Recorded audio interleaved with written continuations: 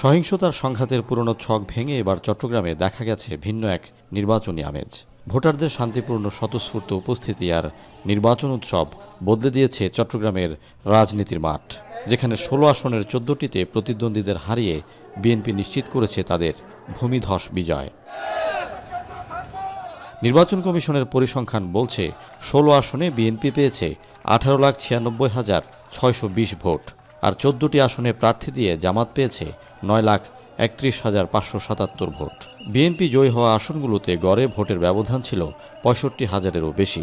তবে সার্বিক বিচারে ২০০৮ সালের নির্বাচনের তুলনায় অন্তত ৬ লাখ ভোট বেড়েছে জামাতের, আর জয় পাওয়া আসন বেড়েছে একটি।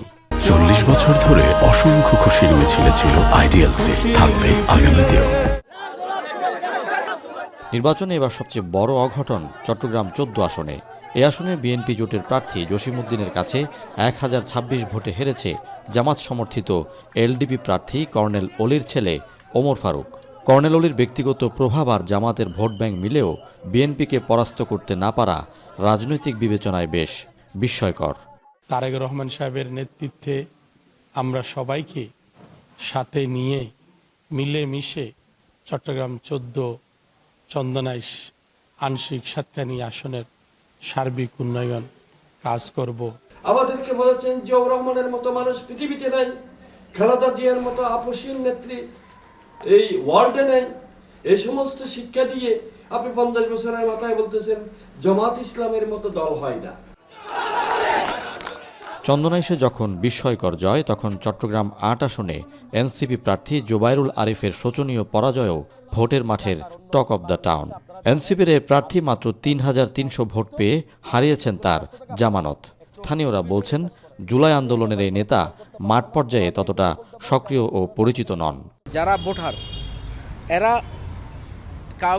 তেমন জোবাইর আরিফ ভাইকে চিনেও না, পরিচিতও না।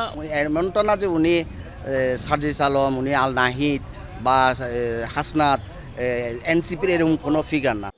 বিশ্লেষকরা মনে করেন রাষ্ট্র পরিচালনা নিয়ে জামাতের দোদুল্যমান বক্তব্য আর বিএনপির মধ্যপন্থা অবলম্বন চট্টগ্রামের ভোটের হিসেবে ভূমিকা রেখেছে। এছাড়া বিএনপির রাজনৈতিক ইতিহাস, খালেদা জিয়ার প্রয়াণ ও তারেক রহমানের স্বদেশ প্রত্যাবর্তন তাদের জয়ের পেছনের আবেগ হয়ে কাজ করেছে।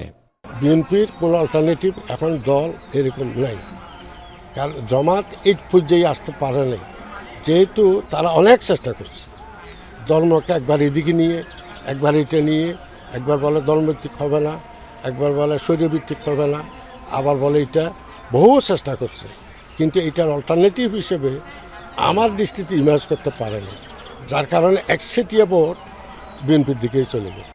অনেক ভোটারের মতে দীর্ঘদিন রাজনীতিতে সক্রিয় না থাকা ও অপরিচিত প্রার্থী দেয়া ১১ দলীয় জোটের পরাজয়ের অন্যতম কারণ। বিপরীতে বিএনপির অনেক পরিচিত মুখ ও নতুনদের পারিবারিক রাজনৈতিক খ্যাতি ভোট টানতে বড় ভূমিকা রেখেছে। ফয়সাল করিম, এখন, চট্টগ্রাম।